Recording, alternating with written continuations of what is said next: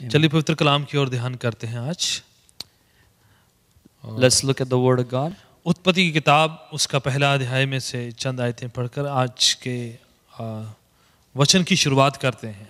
We're going to begin listening to the Word of God from the book of Genesis, chapter 1.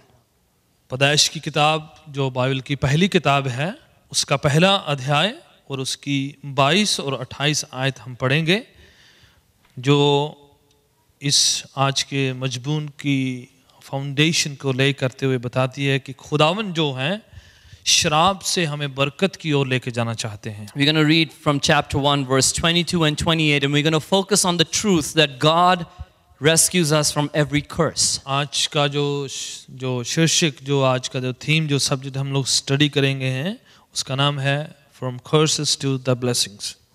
The title of today's message is श्रापों से आशीर्वाद तक। किस तरह से हम जो है शराब से छुटकारा पा के खुदावन की बरकत में, उसके रहम, उसके फजल में हम आ सकते हैं। How we can leave the life of curses behind and come into the presence, the grace and the blessing of our God. परमेश्वर ने जब इंसान को शुरुआत में उसकी उत्पत्ति करी, उसको बनाया, तो उसको ब्लेस्ड, उसको आशीषित किया, उसको बरकत दी खुदा ने। When God made man in the book of Genesis, He blessed him. He did not curse him. He gave him blessings. उसको कहा कि तुम पर बरकत हो, तुम पर आशीष हो और तुम मल्टीप्लाई हो, तुम जो है संख्या में बढ़ जाओ। God told man, be blessed, multiply and increase in number. और खुदा ने उसको बरकत दी। इसके साथ साथ उसने जीव जंतुओं को, प्राणियों को और जानवरों को, पक्षियों को, सब चीज पर उसने बरकत दी। God blessed man and He blessed the creatures, the birds, the animals, and all creation were blessed by God. सब पर खुदा ने अपनी आशीष, अपनी बरकत दी और सब रचनाओं को, सब जो चीज किसकी सर्जना हुई, उन सब को बरकत दी खुदा ने। All things were blessed by God. Everything that He had created, He blessed. खुदा ने इंसान को सिद्ध, परफेक्ट बनाकर उसके अंदर जो है आशीषें, बरकतें, उसको साउंड माइंड, साउंड स्पिरिट और साउंड जो है बॉडी में उसको बना के उसको रचा उसने। God made man perfect and gave him a sound mind body. उसके अंदर कोई भी किसी प्रकार की कोई बीमारी नहीं थी, कोई कमजोरी नहीं थी, कोई भी परेशानी, कोई चिंता उसके अंदर नहीं थी। And there was no fear, no trouble, no tension, no worry in that man. इंसान सिद्ध, संपूर्ण, कामिल था।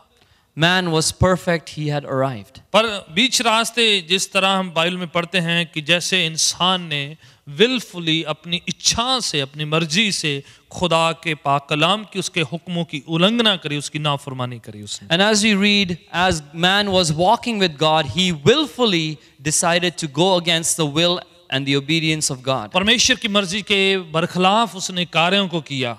He began to do things against the will of God. खुदा की महिमा से रहित हो गया, उसके जलाल से अलग हो गया। And so he was separated from the glory of God. जिसके फलस्वरूप जिसके नतीजे से खुदावन का हाथ उसके ऊपर से उठ गया। And it is because of this that the hand of God was lifted from man. तीसरा अध्याय जो हम पैदाइश की किताब में पढ़ते हैं कि उसके फलस्वरूप उस पर श्राप आया। And so we read in the 3rd chapter of Genesis that because of his disobedience, man received curses. पैदाइश की किताब 3:14 में पढ़ते हैं कि खुदा ने सांप को, जो उस समय का प्राणी इस्तेमाल हुआ, उस पर श्राप दिया उसने। First we read about the curse upon serpent, the animal that was used against man.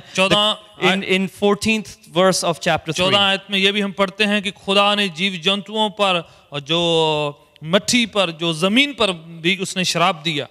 And we also read in verse 14 that all the animals of the land, the terrestrial animals, were cursed. और हवा को जो है श्राप दिया क्योंकि उसने जानबूझकर परमेश्वर के हुक्म को तोड़ा, उसकी नाफरमानी करी। And Eve was cursed because she intentionally went against the will of God. और आदम को उसने श्राप दिया और उसे कहा कि तू अपने खून पसीने की कमाई की वजह से तुम खाओगे तो मिट्टी से आओ, मिट्टी में वापस चले जाओगे। And man Adam was also cursed, and he said, you shall eat by the sweat of your brow, from dust you have come, to dust you shall return. मौत जो है उसकी जिंदगी में आ गई, जो पहले उसकी जिंदगी का हिस्सा नहीं थी।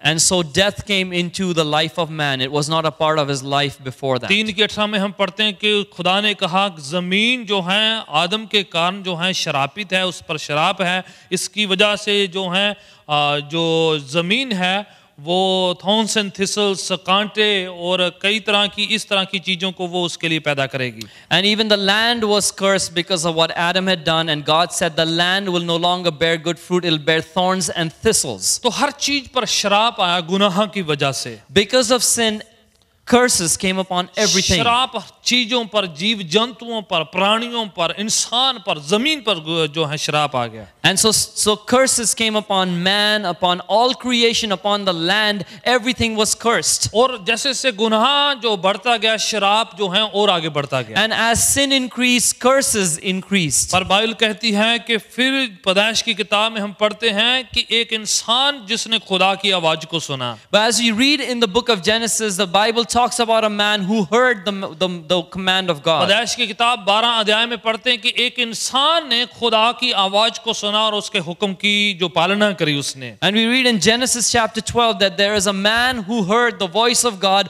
and obeyed the voice of God. परमेश्वर की आवाज की नाफरमानी से श्राप आया और परमेश्वर की आवाज की हुक्म की पालना से खुदा की बरकतें आनी शुरू हुई. It was because the word and the voice of God was disobeyed that curses came upon mankind, and now because man was willing to listen to the voice of God and obey it, that blessings came as a result of that. पैदाइश की किताब 12 अध्याय में हम पढ़ते हैं Abraham ने खुदा की आवाज को सुना. And we read in the book of Genesis chapter 12 that Abraham heard the voice of God. और उसने खुदा के हुक्म को सुनकर उसके पीछे चलने का उसने इरादा किया. And so he listened to the voice of God and he decided to follow the commandment of God. और खुदावन के हुक्मों पर उसने जो है तवज्जो देकर ईमान की जिंदगी शुरू कर दी. He paid attention to the commandments of God and began to live a life of faith. 12 अध्याय उसकी दूसरी आयत से हम पढ़ते हैं, इस प्रकार से लिखा हुआ है. And we read in chapter 12 verse 2 onwards. लिखा हुआ है, खुदावन कहता है कि मैं तेरे को महान बनाऊंगा. And so it is written, God says, I will make you great. मैं तुम्हें बरकत दूंगा. I will bless you. तेरे नाम को ऊंचा करूंगा. I'll make your name great. और तुम बरकतों का कारण होगा. And you will be a blessing. तीसरी 12 की 3 आयत में लिखा हुआ है कि तू जो है पूरी दुनिया के लिए जो है आशीष या बरकत का कारण होगा. And in the third verse of chapter 12 we read God telling Abraham, you will be a reason of blessing for all the earth. जिसको तू बरकत देगा वो बरकत पाएगा. He that you bless will be blessed. जिसको तू श्राप देगा उस पर श्राप होगा. He that you curse will be cursed. तो यहाँ पर हम देखते हैं कि बरकत की शुरुआत ह्यूमन जो जिंदगी में एक बार फिर से शुरू हो जाती है. And so we see the road of blessings is opened once again for mankind. एक इंसान जिसने खुदा के हुक्म की पालना करी वहां से बरकत की शुरुआत हो जाती है. And a single man obeys the voice of God and God's blessings begin to flow once again upon all mankind. और जब तक हम उस आशीष में, उस बरकत में दोबारा नहीं आते हैं, तब तक श्राप का असर हर इंसान पर बना रहता है. And as long as we don't come into that place of blessing, man's life will remain full of curses. खुदा ने बार-बार रिपीटेडली अब्राहम के साथ वो वाचा को, वो कवनेंट को बांधा और प्रॉमिस को बांधा और बार-बार जो है बरकतों का उसने उसको अफर्मेशन करी, उसको कंफर्म किया. Repeatedly God made a covenant with Abraham and reminded him of the blessings from that covenant. और ये जो कवनेंट थी, ये जो वायदा था, ये जो प्रतिज्ञा खुदा ने उसके साथ बांधी थी, वो कंडीशनल थी, शर्त पर थी. And every covenant, every promise of God made to Abraham was conditional. और उस पर कहा गया कि अगर तू हुक्म को मानेगा तुम पर बरकत होगी, अगर तुम हुक्म को नहीं मानोगे तुम पर बरकत नहीं होगी. And it was said to him, if you obey my voice, my commandment, you will receive blessings. If you do not obey, you will not receive those blessings. आइए हम चंद आयतों को पढ़ते हैं ताकि थोड़ा सा हमें आइडिया हो जाए ये आशीष का और बरकत का पवित्र कलाम में. Let us read a few verses so that we get an understanding of this whole balance of curses and blessings. अगर आपके पास बाइबल है आप मार्क करते जाइए, पढ़िएगा ताकि हम लोग मिलकर एक पेज में होंगे और समझेंगे खुदा के इस वायदे को और खुदा उनकी बरकतों को. If you brought your Bible with you, feel free to mark it. Let's be together on the same page and look at what God is saying to us through His Word. और देखे बरकत ऐसे ही नहीं कही कि खुदा ने, क्योंकि अब्राहम बड़ा अच्छा था, देखने में बहुत सुंदर था और खुदावन को बड़ा अच्छा लगा और ऐसे उसको बरकत दे दी. God did not simply make a covenant and promise blessings to Abraham just because Abraham was good or good looking. God didn't say, I'm just going to bless bless you for no reason. लिखा obedience जो foundational बात थी वो main बात थी जिसकी वजह से खुदा ने उसको बरकत दी. The foundational issue was Abraham's obedience to God that brought the blessings of God. पहले जो कवनेंट बांधी थी 12 अध्याय में वो भी जो खुदावन के हुक्म की पालना थी वो जो मेन कड़ी थी जिसकी वजह से खुदा ने उसको बरकत दी है. Earlier also in chapter 12, God made a covenant based on Abraham's blessings, and that's when the work of God started in खुदा his ने उसे life. कहा अपना घर बार छोड़ दे, अपने रिश्तेदार छोड़ दे, अपना मुल्क छोड़ दे, सबको छोड़ के मेरे पीछे हो जा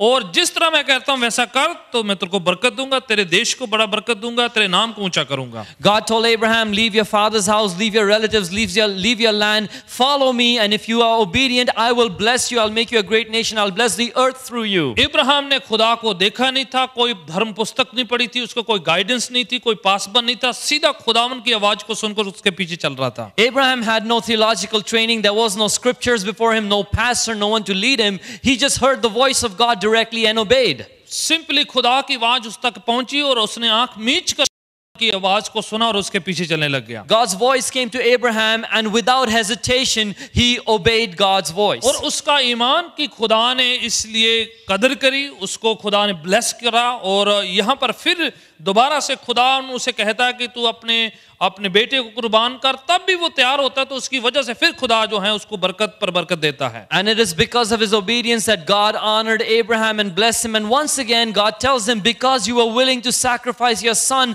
in obedience to me, I'm going to make this covenant with you. तेरे परिवार को बड़ा करूंगा उसने कहा है. He says, I'm going to increase your family. तेरी वंश, तेरा कुल, जो तेरी डिसेंडेंट्स है वो इतनी ज्यादा होगी कि तू उसको काउंट नहीं कर सकेगा. And he says, your coming generations, your descendants will be so many in number, they will be innumerable, you won't be able to count them. वो बहुत जो है बरकत पाए होंगे, आशीष तो होंगे वो सारे लोग. And all these descendants of yours will be people who are blessed. आगे पढ़िएगा जरा उसका जो आगे 2-3 आयतें जो लिखी हैं. Let's read the next couple of verses. I will multiply thy seed as the stars of the heaven, and as the sand which is upon the seashore, and thy seed shall possess the gate of his enemies.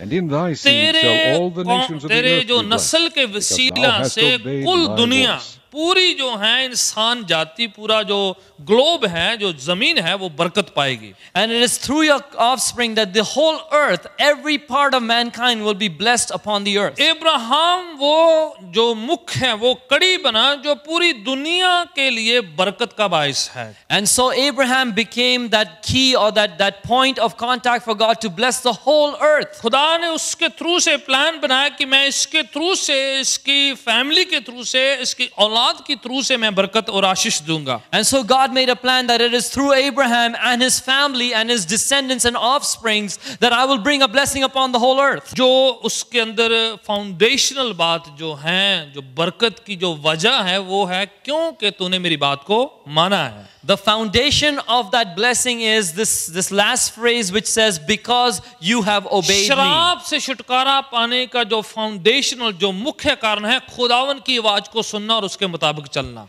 To rid yourself of curses, to get rid of curses from your life, the foundational principle is to hear the voice of God and obey Him. अगर कोई कहे कि मैं तुझे शराब को मानता नहीं हूँ, शराब का कोई हिस्सा नहीं है, मेरी जिंदगी में शराब है नहीं, पर पाक कलाम कह रहा है कि हर शख्स जो है, क्योंकि गुनाह की वजह से जमीन, प्राणी, जीव जंतु, हर शय और हर शख्स जो है वो शराब के अधीन है. जब तक वो गुनाह से छुटकारा नहीं पाता है तब तक जो है शराब उसकी जिंदगी का पीछा करता रहता है. Some people may be in denial. They may say that we refuse to believe in this thing called curses. There is nothing like that in my life. Well, if you follow what the Bible says, it declares plainly that everyone, every man, every creature, the very earth, the land has been cursed because of disobedience and sin. नीति वचन 26:2 में लिखा है, कोई भी शराब जो है बिन वजह नहीं आता है. जब वो शराब आता है तो उसके बड़ी वजहें होती हैं, उसके बहुत से पर्पस होते हैं. वो नाश करता है, हलाक करता है, खत्म करता है. वो The book of Proverbs chapter 26 verse 2 declares that a curse is never without a cause. It is never causeless. It is because of something that deserves that curse, and it brings with it a lot of cursing and bad things with it. तो खुदावन की जो plan है कि वो इंसान जाति को बरकत दे, शराब से छुटकारा दे, जो ओरिजिनली हर इंसान पर आ चुका है. And so God's desire is, His plan is that every man be blessed and be released from the curses that are upon all mankind. जितने भी मजहब हैं, जितने भी दुनिया में लोग हैं, जितनी भी जातियां प्रजातियां पाई जाती हैं, सब के सब जो हैं शराब से छुटकारा पा सकते हैं अगर खुदा के प्लान के अंदर आते हैं तो. Regardless of which nation, which culture, which tongue, which ethnicity it is, everyone can be blessed and be released from this curse that is upon mankind. देखिए आप गलातियों की पत्री उसका 3 अध्याय उसकी 13 और 14 आयत पढ़ें तो उसकी सीरियसनेस समझ आती है, उसकी गंभीरता समझ में आती है कि श्राप कितना गंभीर, कितना जो है खतरनाक इंसान के लिए है. If we look at the book of Galatians chapter 3 verses 13 and 14, you will realize why curses come and the seriousness of curses. पढ़िएगा मेरे साथ, बड़ा इंपॉर्टेंट है उस बात को समझते हुए ताकि उससे छुटकारा पाया जा सके और खुदावन की बरकतों में हम आ सकें. It is very serious, so let's read this together so that we understand the principle or the basis of curses and how do we get them out of our lives. गलातियों की पत्री 3 अध्याय उसकी 13 और 14 आयत. Let's look at Galatians chapter 3 verses 13 and 14. हाँ जी पढ़िएगा. मसीह ने जो हमारे लिए श्रापित बना, हमें मोल लेकर व्यवस्था के श्राप से छुड़ाया, क्योंकि लिखा है, जो कोई काठ पर लटकाया जाता है वो श्रापित है. ये इसलिए हुआ कि इब्राहिम की आशीष मसीही यीशु में अन्य जातियों तक पहुंचे और हम विश्वास के द्वारा उस आत्मा को प्राप्त करें जिसकी प्रतिज्ञा हुई है. हर शख्स जो खुदा के हुक्म को नहीं मान पाता है वो लानत के अंतर्गत है या शराब के अधीन में है. Everyone who is unable to obey every commandment of God is cursed. लिखा हर शख्स जो है, इसमें कोई भी एक्सक्लूडेड नहीं है. It talks about every person, nobody is exempt from it. कोई भी शख्स धर्म शास्त्र की बातों को सीख कर या ज्ञान प्राप्त कर कर जो है शराब से छुटकारा नहीं पा सकता है. Nobody can become righteous just by paying attention to the book of the law and become released from their curses. खुदा के इतने हुक्म है, कितनी की उसकी लंबी डिटेल है कि कोई भी शख्स अगर चाहे भी तो उन सारी विधियों को, उन सब दस्तावेजों को पूरा नहीं कर सकता है. God's laws are so numerous and the things associated with obeying the law are so complicated that no man, even if he wants to, can obey all of them. कोई कितना भी रीति रवायतों को, सारी गतिविधियों को पूरा करे तब भी जाकर खुदा के उस रिक्वायरमेंट को, उसकी पूरी शर्तों को पूरा नहीं कर सकता है. Even if a man pays attention to all the conditions and the rights that are mentioned in the law of God, he cannot fulfill every requirement of the law. खुदावन यीशु मसीह हमारी खातिर जो है वो लानतों को, शराब को अपने ऊपर लिया है. अगर शराब हम पर होता ही ना, इंसान पर होता ही नहीं, तो खुदावन को सलीब पर चढ़ने की कोई जरूरत नहीं थी. It is for our sake that Jesus took all curses upon himself. If mankind was not accursed, there would be no need for God to crucify Jesus on the अगर cross. इंसान पर शराब होता ही ना, शराबों का असर होता ही ना, तो खुदावन को सलीब पर चढ़ने की जरूरत नहीं थी, उसको हमारे लिए शराब बनने की जरूरत नहीं थी. If man was not cursed, there would be no need for Jesus to be crucified. अगर इंसान सोचे नहीं मैं तो शराबित नहीं हूं, मेरे पर ऐसा कुछ असर उसर है नहीं है, मैं बस थोड़ी सी गलतियां कर लेता हूं, मैं अच्छा हूं पर थोड़ी सी गलतियां हो जाती है बस. If a man thinks that he's not accursed, he's basically good but makes a few mistakes here and there, बस थोड़ी सी मुझसे जो भूल हो जाती है, थोड़े से काम गलत हो जाते हैं, पर अदरवाइज मैं कोई इतना बुरा इंसान तो नहीं हूं जो है, मेरे पर कोई शराब वराब तो है नहीं, शैतान का मेरे पर कोई असर नहीं है, तो वो जो है खुदावन की बरकत को पा नहीं सकता,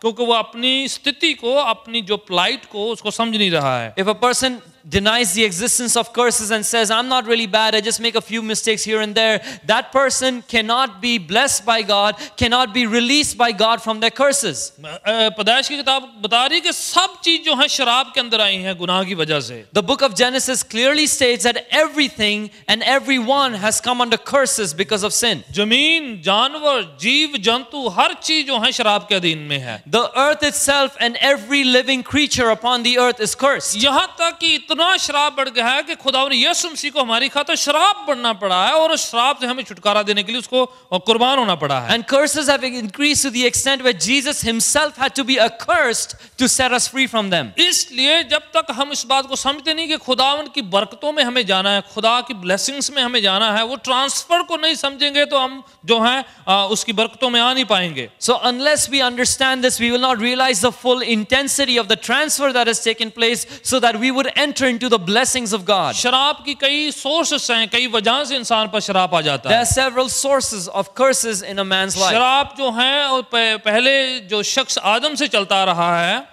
Curses began from the first man, Adam. और उसके साथ साथ इंसान जो लगातार गुनाह करता है उसकी वजह से भी शराब उस पर आ जाता है. And man from then on has been continuing in sin, and that's why he remains accursed. निर्गमन की किताब कहती है 20 अध्याय में, The book of Exodus chapter 20 states, Urdu में खरूच की किताब, कूच की किताब, पंजाबी में खरूच, उसके 20 अध्याय में खुदा ने बताया है कि श्राप जो है किस तरह से आ जाता है और ब्लेसिंग्स कैसे आ जाती हैं. in the book of Exodus chapter 20, God clearly explains how do we get curses and how blessings come. 20 अध्याय उसकी पहली 3 पंक्तियां बताती हैं कि जो खुदा के हुक्म की नाफरमानी से जो है श्राप जिंदगी में आ जाता है.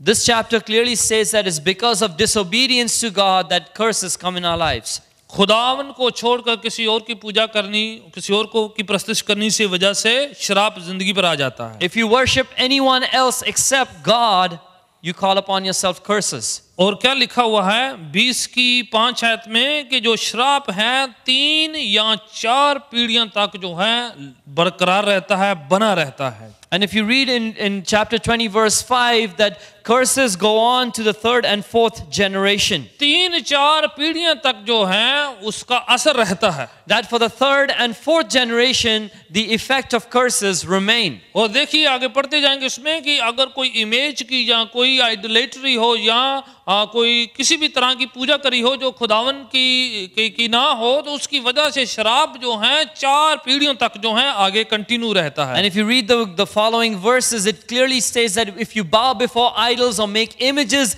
of anything under the heaven, then you call upon yourself curses. अगर हमारे बाप दादों ने 3-4 पुश्ते पहले अगर उन्होंने इस तरह से किया हो तो उसका असर जो है हम पर आज या 3री-4थी पीढ़ी तक बना रहता है. So if our ancestors even 3 or 4 generations before us have been involved in this kind of idol worship and false worship, then the effects of that curse come upon us. जब तक उसको तोड़ा ना जाए, रिवोक ना किया जाए, रद्द सद ना किया जाए, तब तक उसका असर 4 पीढ़ियों तक रहता है. Unless those curses are broken and revoked, the effects continue for 3rd and 4th ये generation. मैं नहीं कह रहा, पाक कलाम की आयतें 10 हुक्मों में खुदा ने बताई है कि ये इसका असर जो है 3-4 पीढ़ी तक बना रहता है. I didn't come up with this thought. It is written in the 10 commandments of God that the curses are effective for the 3rd and 4th generation. इसी चैप्टर में बताया है. उसी तरीके से अगर हम खुदा की बरकतों में आ जाते हैं, बरकतें भी 7 पुश्तों तक, 7 पीढ़ियों तक आगे बढ़ती रहती हैं. And in these verses it says if we remain obedient, then the blessings also affect the coming generations for the 7th generation. जिस तरह शराब 4 पीढ़ियों तक आगे